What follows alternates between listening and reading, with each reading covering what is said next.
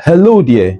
Over the years, there's been an evil agenda against the church to get Christians out of the church. But it breaks my heart to know that we believers are always the last to know, or will never care to know about these things. I saw a tweet but didn't pay too much attention to it. But recently, it has been in my heart to share this because there might be someone out there who this can help them find their way back to God. Now, here's the tweet. Somebody wrote, "When did you quit church?" Sounds harmless, right?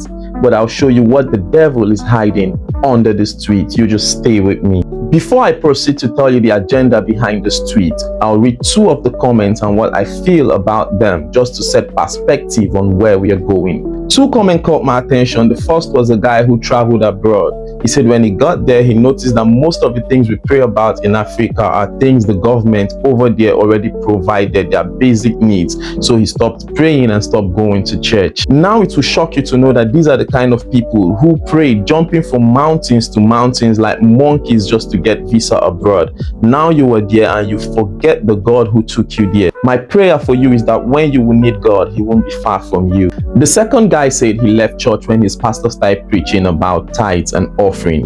Now here's the funny thing.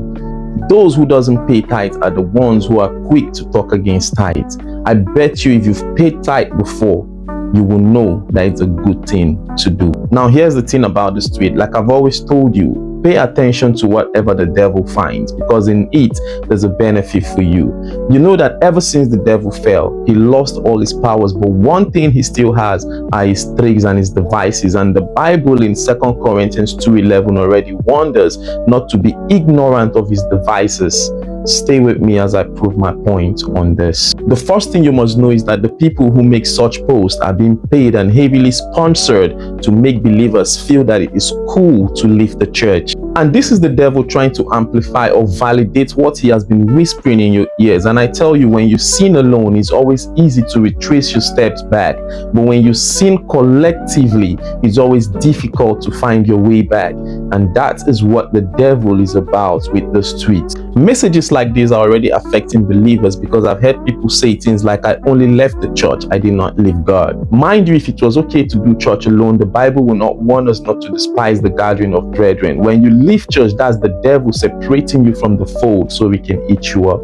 Secondly, they want you to see the church as a place of hurt instead of a place of comfort. They want you to get angry and leave the church. And when you leave, you become an easy target for the devil, because when you stand alone, you become easy to take out. But when you do a corporate worship, you ignite each other, you build each other up, and you're accountable for each other. It's always difficult for the devil to penetrate, and that's why he wants you standing alone. And lastly, they want to separate you from your spiritual covering. And whether you like it or not, your pastor is like a shepherd over your life.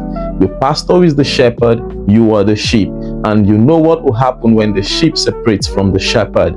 It's easy for the lion to eat them up. Now my advice for you is that the church is your father's house. If you see something you don't like in your father's house, or you feel the house is dirty, you should go and clean it up instead of running from home. And just like the prodigal son, it's never too late, because God is waiting at the door of your heart to welcome you back home. Also, if you want to hear more, you can join me in church on Sundays 9 a.m. and on Tuesdays 6 p.m. at the Commonwealth of Zion Assembly, Koza. The addresses will be displayed on your screen. You can check for the campus nearest to you. Let's have an awesome time in God's presence. See you in church. See you on top. And until next time on the Kingdom Advocate, I remain Prince Omini, the son at the gates. Love and light.